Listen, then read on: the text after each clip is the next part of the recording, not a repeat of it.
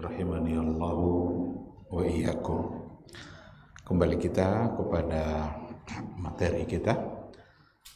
Kalau tadi kita berbicara seputar hubungan antara tauhid dengan ibadah, sebuah hubungan yang memang sangat erat, bahkan tidak bisa dipisahkan. Apapun ibadah akan diterima oleh Allah Subhanahu wa taala yang datang dari orang-orang yang memiliki tauhid yang benar, memaknai la ilaha illallah, dan tauhidnya tidak dicampuri oleh kesyirikan. Karena syirik itulah yang akan membatalkan ibadah. Sekarang kita coba lihat beberapa fenomena tauhid yang dapat kita lihat dari Ramadan yang ditunjukkan oleh Rasulullah Sallallahu Alaihi Wasallam. Yang pertama sekali, Nabi sudah menunjukkan hakikat tauhid mulai dari awal hilal itu dilihat. Jadi pada saat hilal itu terlihat, maka ada doa yang dibaca oleh Rasulullah Sallallahu Alaihi Wasallam. Apa yang diucapkan oleh Nabi pada saat hilal itu nampak? Karena kalau sudah nampak hilal berarti besok puasa. Kata Rasul atau yang diucapkan oleh Nabi, Allahu Akbar, Allahumma ahillahu alaina bil amni wal iman wassalamati wal islam wa taufiqi lima tuhibbu wa tarda Rabbuna wa Rabbukallah. Ini doa Nabi pada saat melihat hilal Ramadan. Kata pertama yang terucap Allahu Akbar, dan Allahu Akbar itu adalah lafaz tauhid tentu saja. Dan doa Nabi, Allahumma ahillahu alaina bil amni wal iman. Ya Allah, jadikanlah datangnya hilal ini bagi kami membawa keamanan dan keimanan. Wassalamati wal islam, membawa keselamatan dan semangat Islam. Wat taufiqi lima tuhibbuhu wa tardah, dan datangnya juga membawa taufik untuk sesuatu yang engkau cintai dan engkau ridai. Rabbuna wa Rabbukallah. Rabb kami dan Rabb kamu, kamu di situ adalah bulan. Jadi Tuhan kami dan Tuhan kamu wahai bulan adalah Allah. Rabbuna wa Rabbukallah. Ini belum masuk Ramadan ini. Ini baru ada tanda bahwa besok puasa. Dan ungkapan semua yang datang dari Nabi ini sesungguhnya adalah ungkapan tauhid. Allah menjadikan fenomena alam itu semuanya hubungannya dengan Allah. Karena apapun yang terjadi, munculnya hilal itu juga karena kehendak Allah Subhanahu wa ta'ala. Dan bulan itu sendiri ternyata Rabbnya adalah Allah. Kita sebagai manusia, Tuhan kita adalah Allah. Bulan sebagai makhluk Allah, ternyata Rabbnya juga adalah Allah. Karena Rabbnya adalah Allah, maka munculnya bulan itu adalah bentuk ketaatan dia kepada Rabbnya. Maka bulan sudah menunjukkan ketaatannya dengan hadir dan nampak. Tinggal lagi kita sebagai hamba Allah, akankah kita menunjukkan ketaatannya kita juga kepada Allah dengan cara melaksanakan ibadah puasa. Tapi yang jelas kata Allahu Akbar itu jelas semua kita sudah paham, dan di dalamnya pasti ada tauhid. Pasti ada satu keyakinan bahwa sesungguhnya Allah Maha Besar dan fenomena alam ini adalah atas kehendak Dia yang Maha Besar. Barangkali kita menganggap bulan itu besar, Atau barangkali kita menganggap matahari besar, kita menganggap bumi besar, tapi bagi Allah itu sangat kecil, karena yang besar itu adalah Allah Subhanahu wa taala. Ahillahu alaina bil amni wal iman. Jadikan kehadiran bulan ini membawa keamanan dan kekuatan iman. Maka iman dan aman itu dua kata yang berasal dari satu akar. Kalau kita mau aman, memang harus dengan iman. Kalau kita ingin hilang rasa takut, maka harus dengan iman. Karena iman membuat kita takut kepada Allah Subhanahu wa taala. Dan kalau kita sudah takut kepada Allah, maka segala-galanya akan takut kepada kita. Tapi kalau kita takut kepada selain Allah, maka Allah jadikan kita takut kepada segala-galanya. Takut jabatannya hilang, takut kemiskinan, takut enggak datang pelanggan, macam-macam. Kalau kita sudah tidak lagi takut kepada Allah, maka Allah buat kita takut kepada segala-galanya. Tapi kalau kita tunjukkan ketakutan kita kepada Allah, yang lain akan takut kepada kita. Oleh karena itu, ahillahu alaina bil amni wal iman. Jadikan kedatangan hilal ini membawa keamanan dan kekuatan iman, wassalamati wal islam, dan membawa keselamatan dan kekuatan Islam. Salamah, Islam, salamah itu selamat. Selamat itu bahasa Arab. Yang kita ucapkan terus itu selamat itu bahasa Arab. Dan satu akar kata, satu akar yang sama dengan kata Islam. Karena Islam itu juga selamat. Maka Muslim adalah orang yang selamat. Wat taufiq, dan mudah-mudahan Allah memberikan taufik lima tuhibbuhu wa tarda, untuk melakukan sesuatu yang dicintainya dan diridhoinya. Ini yang pertama. Nampak makna tauhid dari Ramadan yang kita jalani, bahwa dari awal datangnya hilal kita sudah diingatkan bahwa ini sesungguhnya adalah datang dari Allah Subhanahu wa taala. Dan ketika kita mampu untuk berpuasa, itu hanya karena taufik dari Allah Subhanahu wa taala. Ketika kita dimudahkan oleh Allah untuk bangun di waktu sahur, itu adalah taufik dari Allah Subhanahu wa taala. Ketika kita dimudahkan untuk membaca Al-Qur'anul Karim, itu semua hanyalah karena taufik dari Allah Subhanahu wa taala. Maka dalam doa ini Nabi meminta agar diberikan taufik untuk semua yang dicintai dan diridhai Allah.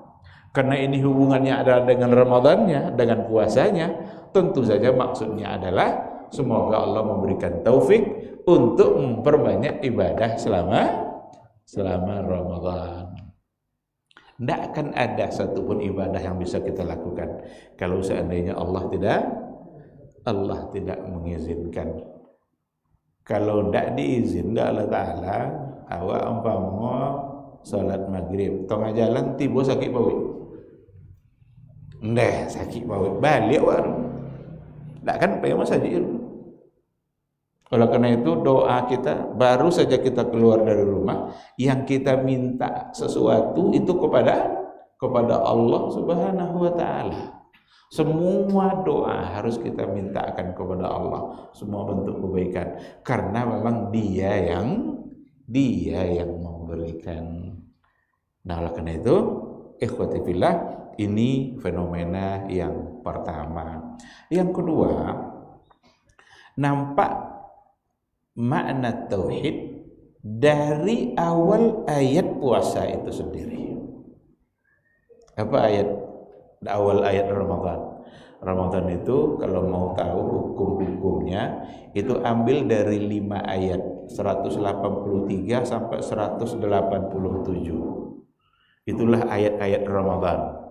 Kok nak tahu dak wak cendapu Ramadan no ha? Siapa yang wajib melaksanakan bila masuk melaksanakan, kalau tidak bisa cendapu mengganti. Siapa yang boleh tidak puasa, apa amal-amal unggulan selama Ramadan, tengok dalam ayat itu. Baca bagaimana para ulama menafsirkan. Dan kata pertama yang muncul adalah ya ayyuhalladzina amanu. Amanu itu apa? Iman. Iman huwa tauhid. Iman itulah yang tauhid. Iman itu percaya. Kita percaya kepada Allah. Apanya yang kita percaya pada Allah itu? Yang kita imani pada Allah itu apanya? Al-infirad, keesaannya, al-wahdah, esa. Dalam hal apa? Balik kepada yang kita jelaskan tadi itu. Tafarrudnya Allah itu, tersendirinya Allah, dan tidak ada yang lain seperti itu. Dalam uluhiyahnya, dalam rububiyahnya, dan pada asma wa sifat. Kita mesti mengesahkan Allah dalam 3 hal ini. Rububiyah, uluhiyah, asma wa sifat. Maka ketika dipanggil hai orang-orang beriman, siapa orangnya? Itulah orang-orang mengesahkan Allah dalam 3 hal tadi. Tidak boleh kita syirikkan Allah dalam la ilaha illallah. Kalau sudah syirik berarti bukan la ilaha illallah lagi tuh. Kalau sudah ada campuran syiriknya berarti tidak lagi murni la ilaha illallahnya. Bukan lagi ilahnya Allah saja, tapi Allah wa syirkuhu, Allah dan yang disirikkannya. Kalau terjadi seperti itu, nanti di hari akhirat kata Allah, saya tinggalkan dia dengan yang dia syirikkan tadi itu. Pailakan dia, pai cai wang nang kalau jadi nda syirik dia dulu kata Allah Taala, pai semuanya. Di akhirat nanti Allah akan bilang seperti itu. Maka Abu Hurairah nanya kepada Rasulullah, man as'adun nasi bi syafa'atika yaumil qiyamah. Siapakah orang yang paling berbahagia nanti untuk mendapatkan syafaatmu di hari kiamat? Jawaban Nabi, man qala la ilaha illallah, siapa yang mengucapkan la ilaha illallah khalisan liwajhi, khalis, murni, tidak ada campur je syirik, pasti dapat syafaat. Karena Nabi yang bilang khalis itu ibarat kalau nampak ada susu dalam gelas, coba mandang tatap susu itu dalam gelas. Seandainya ada 1 bintik hitam pasti nampak. Tapi ketika tidak ada, ini yang labanan khalisan itu. Labanan itu susu, khalisan khalis, benar-benar tidak dicampuri oleh apapun. Dan orang itulah yang akan paling pantas nanti berbahagia untuk mendapatkan syafaat dari Rasulullah Sallallahu Alaihi Wasallam. Maka kalau sudah ada unsur syiriknya, berarti sudah bermasalah pada la ilaha illallah. Dan Allah pasti marah. Tidak boleh dicampuri sedikit pun. Beribadah murni semata-mata untuk Allah, berdoa hanya kepada Allah. Maka sahabat dulu karena tauhidnya murni, tidak dicampuri apapun, tidak ada satupun di antara mereka yang meminta-minta kepada selain Allah, meminta kepada kuburan, meminta kepada pohon-pohon keramat, meminta kepada batu-batu keramat, tidak ada satupun sahabat dulu. Karena mereka memang murni dalam akidah. Kalau seandainya ada, Nabi pasti akan langsung meluruskan. Karena kesalahan sahabat kalau terjadi, maka Nabi yang akan meluruskannya. Maka kata ya ayyuhallazina amanu, hai orang-orang beriman, ini sesungguhnya adalah di situ ada tauhidullah. Di situ ada ketauhidan kita. Kita sedang mengesahkan Allah Subhanahu wa taala karena memang kita beriman kepada Allah. Tak layak orang beriman kepada Allah lalu ia berbuat syirik. Waspadai semua bentuk kesyirikan-kesyirikan yang terjadi. Amalan-amalan yang di dalamnya ada unsur-unsur syirik. Mendatangi kubur-kubur keramat untuk menyampaikan doa. Kami berdoa kepada Allah Pak Ustaz, bukan kepada kubur. Tapi kenapa harus di situ berdoanya? Kalau tidak ke situ kenapa? Pasti ada sesuatu yang sudah lain ketika mereka melakukan itu. Seandainya kita mengatakan kurang afdol rasanya berdoa kalau tidak di samping kuburan itu sudah menjadi bagian dari kesyirikan. Karena tidak ada bedanya ketika kita berdoa di sini, di sana, di mana. Kenapa harus dibedakan satu tempat ini dengan satu keyakinan karena ada orang soleh, ada orang yang dianggap keramat yang ada di dalam kuburan itu. Hati-hati dengan hal-hal yang seperti ini. Kita khawatir justru hal-hal yang seperti itu jangan-jangan itu yang merusak tauhid, merusak akidah. Kita menyalahkan perbuatan itu. Adapun orangnya, ya mungkin karena dia tidak tahu, maka perlu ada yang memberitahu. Mungkin selama ini yang dia dapat dari gurunya itu adalah hal yang baik-baik saja, sehingga dia amalkan. Maka perlu ada yang mengingatkan. Maka tujuan kita mengingatkan itu dan mesti menyampaikan mana yang salah. Kalau memang itu adalah salah berdasarkan kepada dalil yang ada, maka mesti diingatkan kalau itu adalah perbuatan yang salah. Agar semua kita selamat di sisi Allah Subhanahu wa ta'ala. Yang berikutnya, fenomena tauhid yang ada dalam Ramadan. Ketika Rasul dalam sebuah hadis yang diriwayatkan oleh Imam Ibnu Hibban, dan Ibnu Hibban mensahihkan hadis itu. Apa kata Rasul? Innallaha wa malaikatahu yusalluna 'alal mutasahhirin. Sesungguhnya Allah dan malaikat-malaikatnya yusalluna 'alal mutasahhirin. Mereka bersolawat untuk orang-orang yang bersahur. Allah dan para malaikat bersolawat. Apa makna Allah bersolawat? Kalau Allah yang bersolawat kepada kita yang bersahur, itu luar biasa rahmat dan karunia yang akan didapatkan. Karena beda kalau kita berselawat dengan Allah yang berselawat. Kalau kita berselawat, kita mendoakan. Berselawat untuk Nabi umpamanya. Kita mendoakan Nabi. Kalau Allah yang berselawat, tentu dia bukan mendoakan, tapi memberikan hasil dari doa. Rahmatnya, kasih sayangnya. Bahkan ada di antara makna Allah berselawat, seingat saya yang pernah disampaikan oleh Al-Utsaimin, di antara makna Allah berselawat itu adalah zakarahullahu fil mala'il a'la.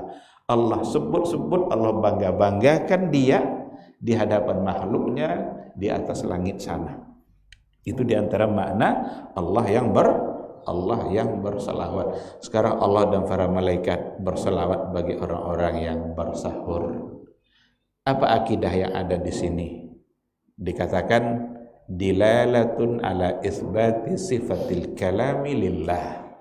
Hadis ini di dalamnya ada dilalah, ada tunjukan ala isbati sifatil kalam lillah, untuk mengisbatkan sifat kalam bagi Allah. Kalau selawat, kalau ucapan kita umpamanya salat pada Nabi apa? Allahumma salli ala Muhammad atau sallallahu alaihi wasallam. Itu ucapan kita. Dan sekarang Allah yang mengucapkan berselawat untuk orang-orang yang bersahur.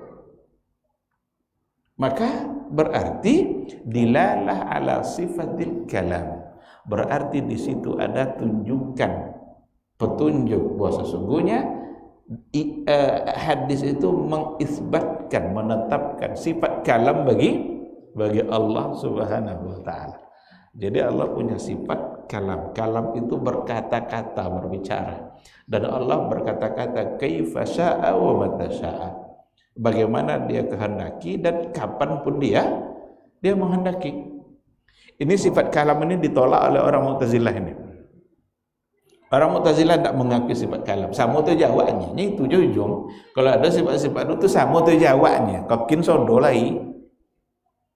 Apalagi dek sama jawabnya ya Allah rumah. Awak makhluk pasti tidak sama. Tidak apa, tidak beda mana. Tapi yang jelas dia berkata-kata. Dan banyak sekali ayat-ayat Al-Quran yang mendukung bahwa Allah punya sifat kalam secara hakiki.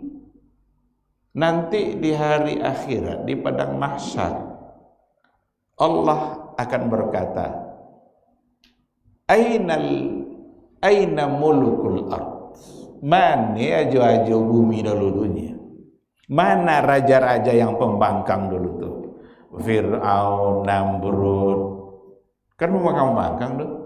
Anal malik, kata Allah, saya yang raja hari ini. Itu Al-Quran menyebut, limanil mulkul yaum, bagi siapa kerajaan itu hari ini. Allah yang berkata seperti itu. Nanti di hari akhirat. Lalu kalau seandainya kita tolak, dia tidak punya sifat kalam, atau mungkin dia maknai dengan cara yang berbeda, yang tidak seperti yang dipahami oleh Rasul kita yang mulia, jangan-jangan kita salah dalam berakidah. Al-Quran itu sendiri adalah kalamullah. Al-Quran adalah kalam Allah. Kalam Allah berarti sifatnya. Maka ketika ada perdebatan dalam ilmu kalam, apakah Al-Quran makhluk? Mu'tazilah bilang iya. Nyenda itu nang kalam Allah. Tapi Imam Ahmad ketika itu, Ahmad ibn Hanbal, rela dia dipenjara, biarlah dipenjara. Kok mati-matilah dalam penjara. Yang penting dia tidak mau mengatakan bukan Al-Quran itu makhluk. Al-Quranu kalamullah. Al-Quran laisa bimakhluk. Tapi dia adalah kalam Allah, sifat Allah. Kalam itu sifatnya. Boleh tidak kita berta'awuz dengan kalimat-kalimat Al-Quran, dengan kalam Allah? A'udzu bikalimatillah, a'udzu bikalimatillahi tammah. Seandainya Quran itu makhluk, tidak boleh kita berlindung kepada makhluk. Kena berlindung hanya kepada Allah. Tapi dalam doa, a'udzu bikalimatillahi tammah, aku berlindung kepada Allah dengan kalimat yang sempurna. Al-Quran masuk dalam kata kalimatillah at-tammah. Itu menandakan bahwa dia bukan makhluk. Karena kalau makhluk, tidak boleh kita minta perlindungan kepada makhluk, karena itu adalah selain Allah. Datang kelompok seperti Asy'ariyah, Maturidiyah, dibagi-bagi deh. Ada kalam nafsi, ada kalam lafzi. Al-Quran itu kalam lafzi. Bisa jadi itu yang makhluk. Tapi kalau kalam nafsi itu tidak makhluk. Kalam nafsi apa? Kalam jiwa, kalam dalam hati. Awak kan kada hati, awak berkata-kata kan? Pemenang, kalau nak mau hati awak kata-kata, tapi nak bongi apa justru kena kan? Tapi hati kita berkata-kata, itu kalam nafsi. Sono bisa juga boleh. Itu Allah punya hati dia. Kan itu dia mulai doa kan. Kalau mengadu seperti itu, nah jadi tidak perlu dibagi-bagi, kembalikan. Karena pembagian itu tidak pernah juga ditemukan pada masa Nabi. Kalamullah, Al-Quran itu adalah kalam Allah Subhanahu wa ta'ala. Karena memang salah satu dari sifat Allah adalah kalam. Dan dengan sifat kalamnya itu, dia bisa bersolawat untuk orang-orang yang bersahur. Dan juga dalam hadis tadi itu, dilala alal imani bil malaikah. Itu merupakan satu tunjukan yang mana kita mesti beriman kepada malaikat Allah. Beriman kepada malaikat. Allah punya malaikat yang sangat banyak. Malaikat tidak 10 orang. Sekenek warna 10 orang. Malaikat jumlahnya sangat banyak. Cuma ada yang disebutkan namanya, ada yang tidak. Jibril, Mikail, Israfil, itu disebutkan oleh Nabi nama-namanya, bahkan ada di dalam Al-Quranul Karim. Tapi ada di antara malaikat yang hanya disebutkan fungsinya, tugasnya. Umpamanya malakul maut, malaikat maut. Berarti fungsinya berurusan dengan soal kematian. Kalau ada orang mati, berarti itu kerjanya malaikat maut. Apakah malaikat maut itu satu atau banyak? Yang ada tadi pada fungsinya saja. Kalau Jibril satu, tidak ada dua Jibril. Tapi kalau disebutkan kerjanya saja, tidak mustahil ada banyak. Ada di antara malaikat yang kerjanya bertasbih kepada Allah berapa jumlah? Tak jadi. Bahkan ada kata Rasul sallallahu alaihi wasallam bahwa Allah mengutus 2 malaikat setiap pagi ke muka bumi ini dan mencari-cari 2 orang pula. 2 orang, dua dicari dah. Yang pertama, dia mencari orang yang memberikan nafkah, memberikan infak dari hartanya. Dan malaikat tadi nanti akan mendoakan, Allahumma a'ti munfiqan khalafah. Ya Allah, gantilah apa yang diberikan oleh yang ini, berikan gantinya. Sedangkan yang enggan untuk mengeluarkan, tidak jadi maksudnya. Enggan untuk mengeluarkan, adalah doa malaikat yang kedua pula, Allahumma a'ti mumsikan talafan. Ya Allah, orang-orang yang menahan hartanya ini tidak mau mengalun dah, jadikan hartanya itu talafan, rusak binasa. Apakah hanya 2 malaikat saja jumlahnya 2 atau 2 fungsi, 2 kerja? 2 kerja. Mungkin di Bangkinang tak sekian kim, di Pekanbaru sekian pula yang tun. Karena bumi Allah ini luas. Bahkan ada di antara hadis Nabi, dalam setiap jengkal bumi Allah ada malaikat yang bersujud. Maka kita mesti mengimani malaikat, beriman kepadanya sebagaimana yang disampaikan oleh Rasulullah sallallahu alaihi wasallam. Yang 10 itu iya sebagai malaikat. Percaya ada, karena memang dia ada. Tetapi tidak sebatas hanya jumlahnya segitu, karena malaikat Allah luar biasa banyaknya. Itu ada malaikat yang memikul arsy. Wa yahmilu arsya rabbika yauma idzin tsamaniyah. Hari itu nanti arsy Allah dipikul oleh 8 malaikat. Kalau kita tengok tafsirnya, 8 itu bukan 8 malaikat tapi 8 saf. 8 saf malaikat yang besar-besar. Karena yang dipikul adalah arsy, dan arsy itu adalah akbarul makhlukat, makhluk yang paling besar. Tidak ada yang lebih besar daripada arsy. Nanti dipikul oleh malaikat di hari akhirat itu kelak, pada saat kita dihisab. Jadi arsy itu ada pemikulnya, itu Al-Quran. Wa yahmilu arsya rabbika yauma idzin tsamaniyah. Itu ayat kalau tidak salah. Dan malaikat-malaikat, 8 malaikat memikul arsy-nya Allah. Dan Allah berada di atas arsy. Apakah Allah butuh arsy? Hanya bekok kakin pertanyaan tu. Berarti Allah butuh? Dah ada Nabi menyampaikan Allah butuh arsy. Tak mungkin nyamuk itu nyala butuh. Kalau manusia ya, dibuat kurisi dia manusia inyo perlu tak dua. Inyo nak perlu nak duduk. Berarti kalau makhluk membuat sesuatu, dia inyo perlu. Dibuat cindu dah untuk berbuka, inyo nak ni cindu dah buka. Cina itu makhluk tu. Tapi kalau Allah, ketika dia ciptakan sesuatu, apakah karena dia butuh? Tidak. Allah ciptakan arsy bukan karena dia butuh kepada arsy. Maka ketika Allah mengatakan dia istawa di atas arsy, dia berada bersemayam di atas arsy, itu bukanlah karena dia membutuhkan arsy. Jangan-jangan ini adalah ujian bagi keimanan kita. Percaya atau tidak?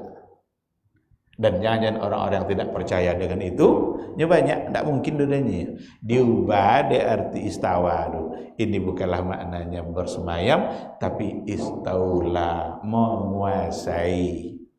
Kalau menguasai tidak perlu sabik rupanya. La jauh Allah menguasai. Dan yang dikuasai Allah bukan hanya aras. Maka merubah makna istawa kepada istaula, ini sudah sering juga saya sampaikan, menghilangkan keistimewaan aras. Tidak ada istimewa aras. Aras menjadi istimewa karena Allah mengatakan bahwa dia berada di atasnya. Contoh apa? Entahlah. Hanya Allah yang tahu. Ndak kau jawab lah itu.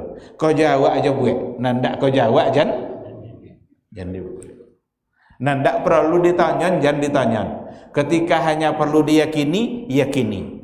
Cukup sampai di situ. Karena Nabi dan para sahabat juga meyakininya. Dan mereka tidak ada satupun yang bertanya. Baik. Yang berikutnya ada banyak sebenarnya. Saya tidak akan sampaikan semuanya. Di antaranya adalah ketika ada satu keistimewaan dalam Ramadan, Lailatul Qadar. Lailatul Qadri khairun min alfi syahrin. Di sini ada tauhid, di sini ada iman. Apa tauhid yang ada di sini? Ini adalah tusyiru ila al-iman bil qada'i wal qadar. Ini mengisyaratkan kepada iman yang wajib kita percaya, yaitu beriman kepada qada wal qadar. Karena malam Lailatul Qadar itu seperti yang disampaikan dalam Al-Qur'anul Karim, wa fiha yufraqu kullu amrin hakim. Takdir kita itu ada takdir yang secara menyeluruh, secara umum. Tapi ada takdir yang sifatnya tahunan. Takdir yang sifat tahunan itulah yang ditetapkan pada malam Lailatul Qadar. Kita tahun ini berapa kali sakit, berarti takdir tahunan. Tapi takdir secara umum sudah ada. Maka ada hadis Nabi, tidak akan ada yang bisa merubah takdir kecuali doa. Dalam ketentuan umumnya takdirnya begini, tapi karena kita berdoa, bisa tidak Allah merubah? Bisa. Yang bisa merubah doa takdir itu, yang berpengaruh pada takdir itu adalah doa. Pada saat seseorang berdoa dan kalau Allah kabulkan, maka itulah yang akan terjadi pada diri dia. Maka yufraqu wa fiha yufraqu kullu amrin hakim. Pada Lailatul Qadar itu yufraqu kullu amrin hakim. Yufraqu kullu amrin, segala urusan itu dipecah-pecah, dibagi-bagi secara bijaksana. Segala urusan itu ditetapkan oleh Allah secara bijaksana, karena Allah itu adalah hakim. Oleh karena itu, ini mengisyaratkan keyakinan kita kepada al-qada'u wal qadar. Yakin kita kepada takdir Allah. Apapun yang ditakdirkan Allah, pasti itu adalah yang terbaik, dan itu adalah bagian dari iman kita kepada Allah. Kalau memang itu yang terbaik, berarti kita ridha dengan apa yang ditakdirkan oleh Allah Subhanahu wa taala. Ikhwati fillah, ada hal-hal yang lain terakhir sekali. Ada kata, banyak kita menemukan nanti hadis-hadis Ramadan yang berujung kepada ghufira lahu ma taqaddama min dzambi. Ghufira lahu ma taqaddama min dzambi. Diampuni dosanya, diampuni dosanya, diampuni dosanya. Ini adalah isyarat kepada al-iman bil yaumil akhir. Iman kepada al-jaza. Berarti benar-benar kita yakin bahwa nanti di hari akhir akan ada hisab, akan ada pembalasan. Ada orang-orang yang ketika diampuni dosa-dosanya oleh Allah lalu selamat dia dalam hisabnya. Itu makna yang terkandung di dalamnya. Dan wajib kita yakini. Bagaimana mungkin kita percaya pada terampunnya dosa kalau kita tidak percaya pada hisab, pada hari akhir, pada jaza.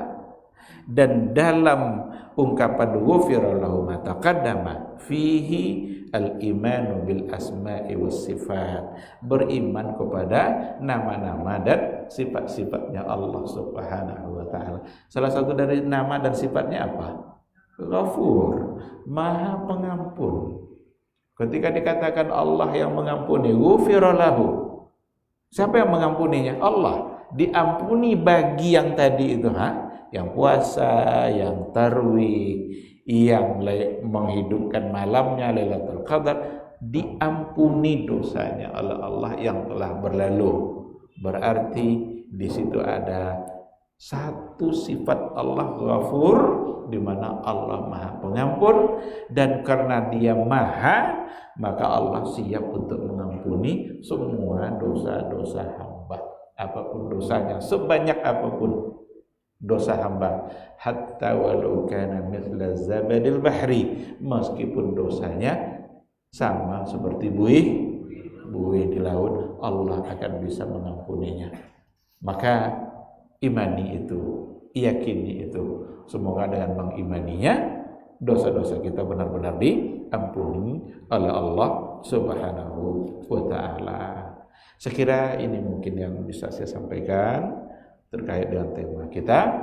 Ada tauhid di Ramadanmu, atau di Ramadanmu ada tauhid. Mudah-mudahan nampak oleh kita benang merahnya apa yang dimaksud oleh judul itu, bahwa Ramadan mesti berujung pada kekuatan iman dan kekuatan tauhid.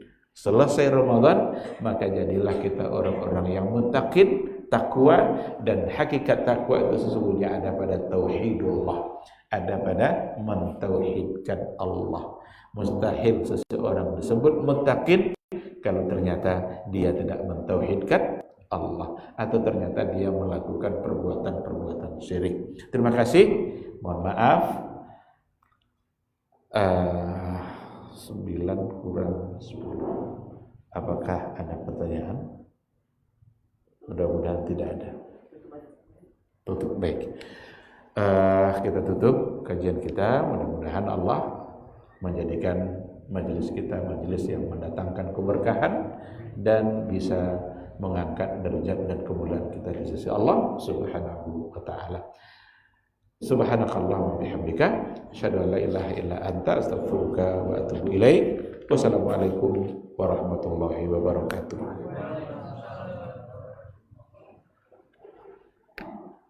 Barakallahu fiik.